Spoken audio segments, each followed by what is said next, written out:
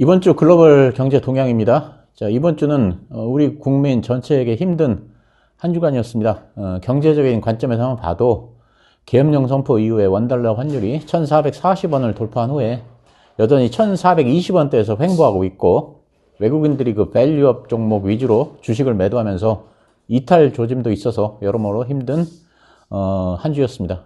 그래도 이번 주 글로벌 증시 간단하게 정리해 보겠습니다. 먼저 글로벌 기업의 동향에 대해서 말씀드리겠습니다. 테슬라 강세론자로 유명한 댄 아이브스는 트럼프 당선인이 이끌 새 정부의 AI 자율주행차 규제 완화가 테슬라의 시장 가치를 향후에 1년에서 1년 6개월 동안에 1조 달러를 더 불릴 것으로 전망했습니다. 그러면서 목표가를 400달러로 제시했습니다. 그는 또 그 전기차 보조금을 폐지한다고 해도 테슬라에는 긍정적인 영향을 줄 것이라면서 테슬라는 전기차 업계에서 범접하기 어려운 규모와 범위를 가지고 있으며, 이런 역학관계는 2025년부터 전기차 보조금이 없는 환경에서 테슬라에 확실한 경쟁 우위를 제공할 것이라고 전망했습니다. 테슬라가 FSD의 그 업그레이드 버전인 V13을 출시합니다. FSD 그 V13은 자체 주행 네트워크의 모든 부분을 업그레이드한 것입니다. 테슬라가 머스크에게 지급하기로 한 그 스탁 옵션이 법적으로 인정되지 않는다고 미국 델라웨어 법원이 재차 판단했습니다. 테슬라 이사회가 이 문제를 주주총회에 상정했고, 과반의 찬성표를 얻어서 통과됐음에도 불구하고 법원이 이를 받아들이지 않았습니다. 이 보상 패키지의 가치는 우리 돈으로 약 142조 원 규모로 상장회사 사상 최대입니다. 테슬라는 딜라웨어 대법원에 항소할 예정입니다. 한편 그 테슬라가 인도 목표인 181만 대를 달성하기 위해서는 중국 내 판매가 중요한 만큼 중국 내에서 추가 할인과 무이자 할인 등 추가 인센티브를 주면서 총력을 제공하고 있지만, 11월 중국 내 테슬라 전기차 판매량은 전년비 4.3%가 감소했습니다. BOA가 테슬라 방문 이후 성장에 대한 신뢰가 높아졌다면서 목표가를 400달러로 상향했습니다. 특히 그 FSD의 그 기능이 향상되었고 인상적이라는 입장을 밝혔습니다. 한편 그 정부 효율부를 이끌고 있는 머스크와 라마스와미가 공화당 의원들과 회동했습니다. 머스크는 상원 다수당 원내대표를 맡게 될 존 튠 의원과 만난 뒤에 전기차 세액 공제와 관련한 질의에 나는 모든 공제를 없애야 한다고 생각한다고 답했습니다. 머스크의 xAI는 지금도 세계 최대 규모의 그 AI 슈퍼컴퓨터인 콜로서스의 규모를 10배로 키우겠다는 계획을 밝혔습니다. 그동안은 10만 개의 그 GPU로 상호 연결된 클러스터로 운영되고 있으나 이를 100만 개로 늘리기로 했습니다. 콜로서스는 2개월 전에 GPU를 20만 개로 늘리기로 했다가 이번에 100만 개로 늘렸습니다.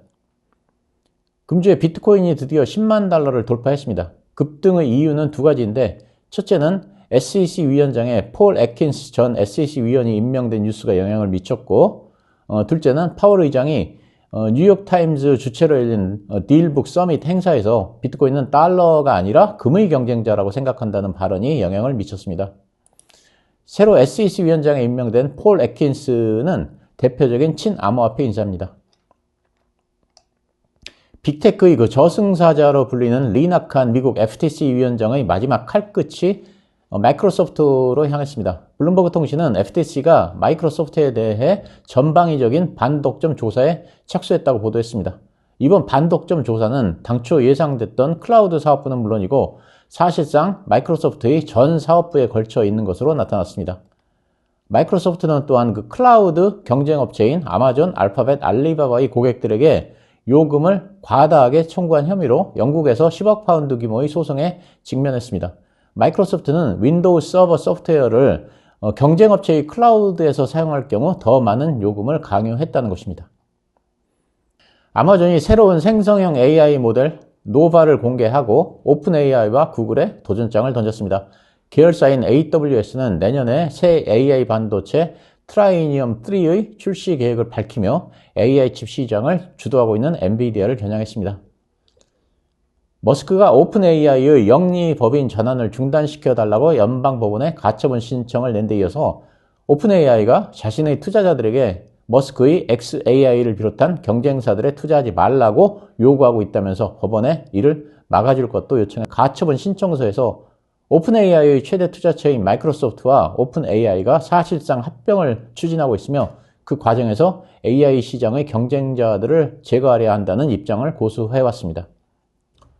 오픈 AI가 범용 인공지능인 AGI를 달성할 경우 마이크로소프트도 이를 이용할 수 있도록 허용하는 방안을 논의 중입니다. 마이크로소프트는 오픈 AI에 130억 달러를 투자하며 파트너십을 체결해 오고 있지만 오픈 AI가 AGI를 개발할 경우 이 기술에 대한 접근은 허용하지 않고 있습니다. 이는 오픈 AI가 최초의 비영리 법인으로 설립됐기 때문에 AGI가 상업적 목적으로 이용되는 것을 방지하기 위해 마련됐습니다. 그렇지만 마이크로소프트로부터 계속적 투자 유치를 위해 이 조항의 삭제를 추진 중입니다. 애플이 인도네시아에 대한 10억 달러 투자 약속을 지키지 않아서 아이폰 16의 판매가 금지되자 결국 투자에 나설 것으로 보입니다. 로이터 통신에 따르면 인도네시아 투자장관은 애플이 일주일 내에 10억 달러 투자를 약속할 것이라고 의원 청문회에서 밝혔습니다.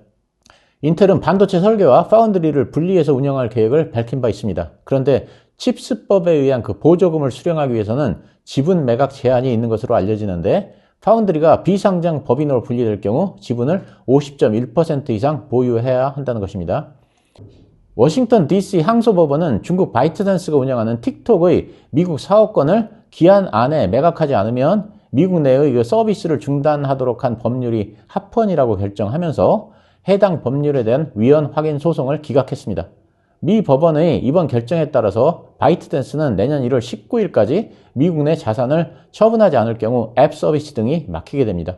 틱톡은 이번 결정에 불복하여 연방 대법원 판단까지 받겠다는 입장입니다.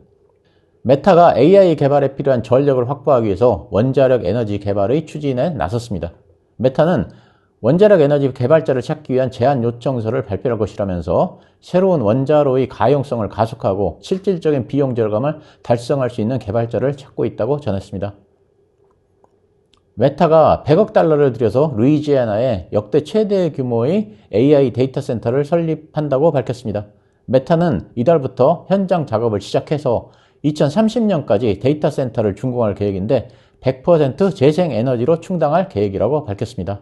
메타는 이번 바이트댄스의 미국 내 틱톡 사업 강제 매각 결정과 대형 언어 모델 라마 3.3 발표에 힘입어서 금요일에 사상 최고가로 올라섰습니다. 메타는 라마 3.3이 GPU-4o나 구글 제미나이 1.5%에 대비해서 우수하다고 말했습니다.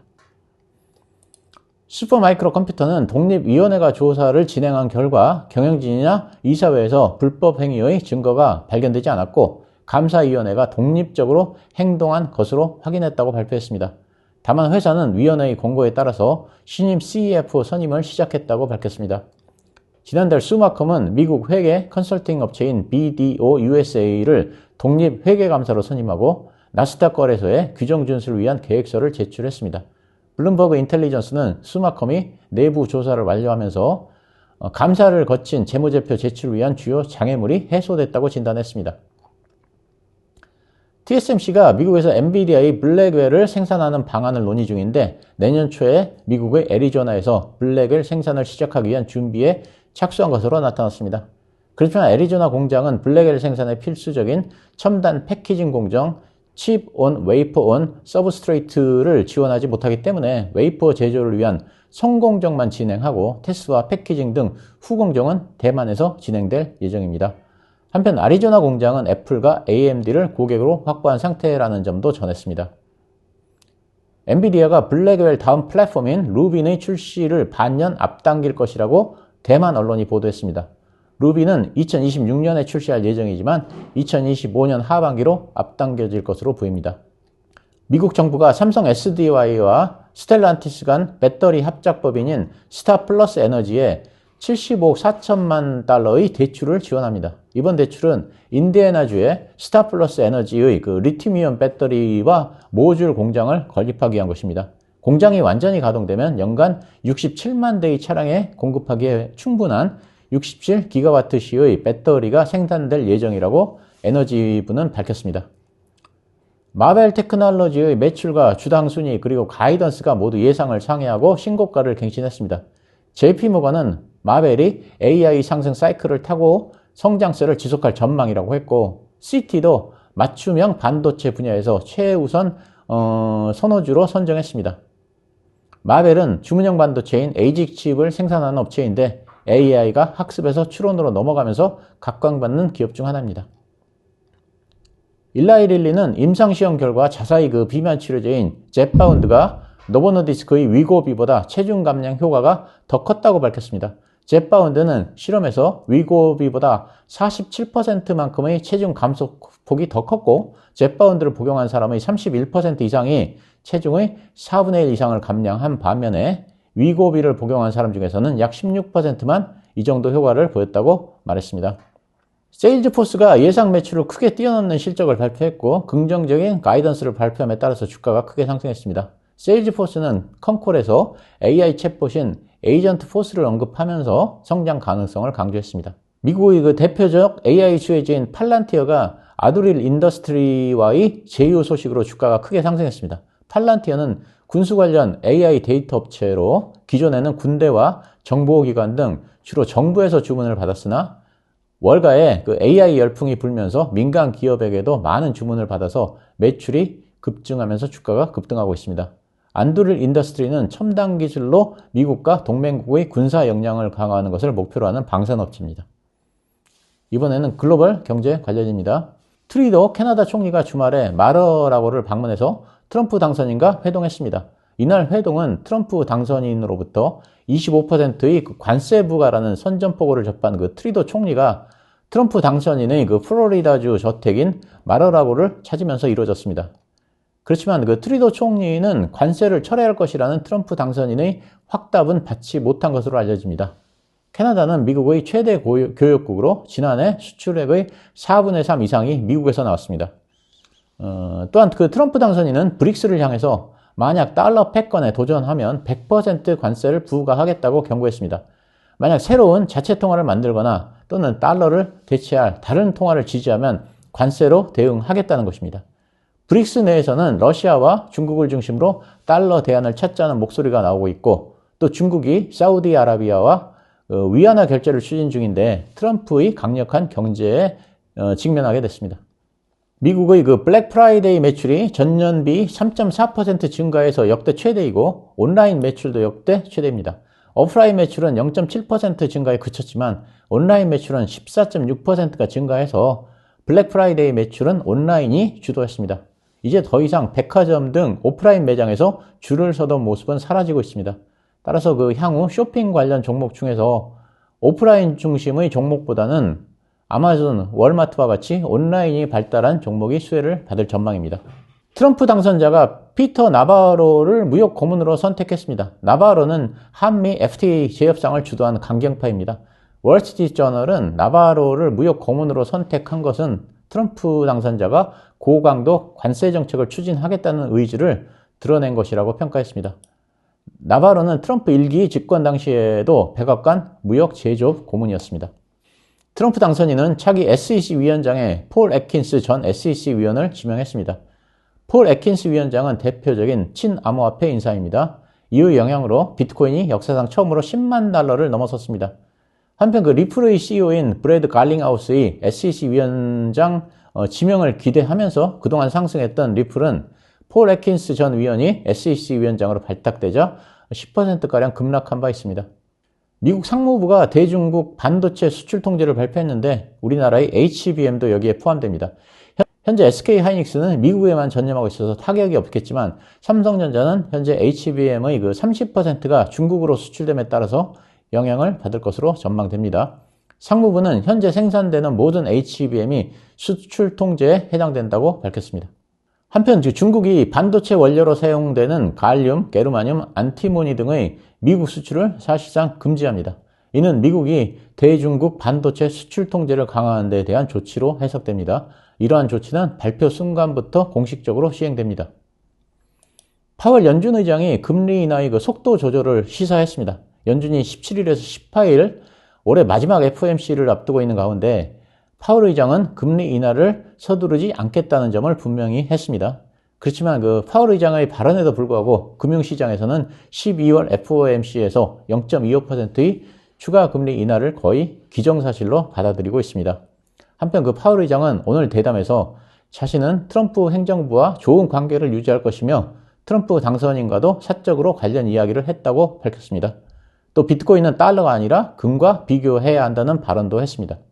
파월 의장이 추가 금리 인하에 대해 신중한 입장을 시사한 가운데 연준의 경기 동향 보고서인 베이지북도 미국의 경제 활동이 견조하다고 평가하면서 파월 의장의 의견을 뒷받침했습니다. 연준의 그 11월 베이지북은 미국 경제 활동은 여전히 견조하다는 점을 보여줍니다.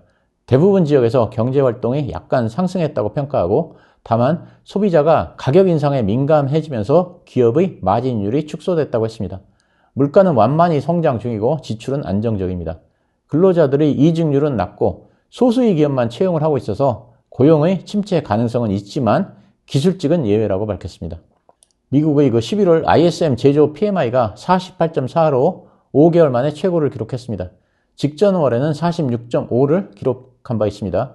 특히 그 신규 주문 지수가 지난 3월 이후 8개월 만에 최고를 기록했습니다. 이에 대해서 마켓워치는 허리케인 등에 의한 그 10월의 부진에서 벗어난 것일 뿐 아직 미국의 제조업은 위축되고 있다고 말했습니다.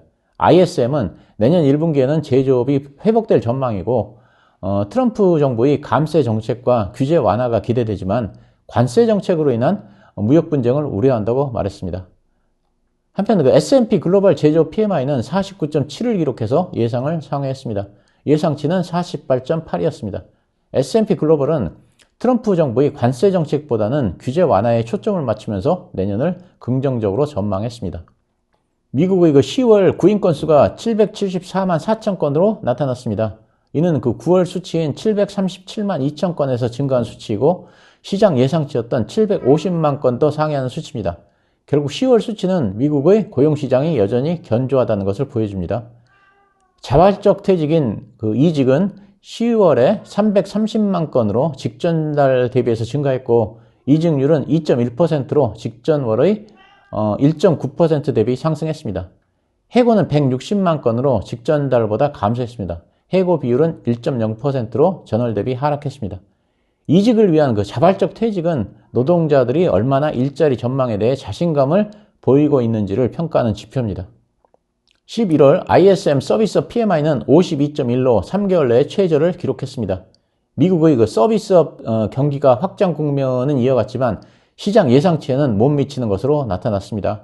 그렇지만 그 서비스업 PMI가 그동안 계속 강하게 나왔던 만큼 시장에서의 반응은 부정적이지 않았습니다. 11월 ADP 민간 고용이 14만 6천 명 증가해서 예상치인 16만 3천 명을 하회했습니다. 10월 민간기업 고용 증가 폭은 앞서 발표된 23만 3천 명에서 18만 4천 명으로 하향 조정됐는데 그 이유는 허리케인과 보잉 파업의 영향입니다. 미국의 10월 무역 적자가 738억 달러로 전월 대비 12% 감소했다고 상무부가 밝혔습니다. 적자 폭은 전문가 전망치보다 적었습니다. 수출이 전월비 1.6% 줄어든 가운데 수입이 전월비 4.9% 줄면서 무역수지 적자 감소에 기여했습니다. 무역수지가 예상보다 잘 나와서 4분기 GDP에 긍정적 영향을 줄 것이라는 판단입니다. 미국 노동부는 신규 실업수당 청구 건수가 22만 4천 건으로 전주 대비해서 9천 건 증가했다고 밝혔습니다. 이는 그 전문가 전망치인 21만 5천 건을 웃도는 수치입니다. 추수감사절 기간 동안 미국인들의 실업수당 청구 건수는 6주 만에 최고를 기록했습니다. 기업들의 해고율은 낮지만 일자리를 잃은 사람의 그 이직률도 축소되고 있습니다. 트럼프 대통령의 정책이 명확해질 때까지 기업들이 고용을 늘리지는 않을 전망입니다. 2주 이상 실업수당을 신청한 계속 실업수당 청구 건수는 187만 1000건으로 직전주보다 2만 5천 건 줄었습니다. 미국에서 11월 비농업 일자리가 늘어나며 고용 회복세를 보였습니다. 미국 노동부는 이날 발표한 고용 보고서를 통해서 미국의 11월 비농업 일자리가 전월 대비 22만 7천 개 늘어났다고 밝혔습니다. 이는 허리케인과 보잉 파업 등의 영향으로 3만 6천 개 증가에 그치면서 고용 쇼크 수준을 보인 10월에 비해서 크게 반등한 것입니다. 그렇지만 이 정도 고용 회복으로는 12월 FOMC의 금리 인하의 경로를 바꿀 정도는 아니라서 12월에 금리 인하 가능성을 높게 보는 의견이 여전히 많습니다. 한편 11월 실업률은 4.2%로 10월의 4.1%에서 소폭 상승했습니다.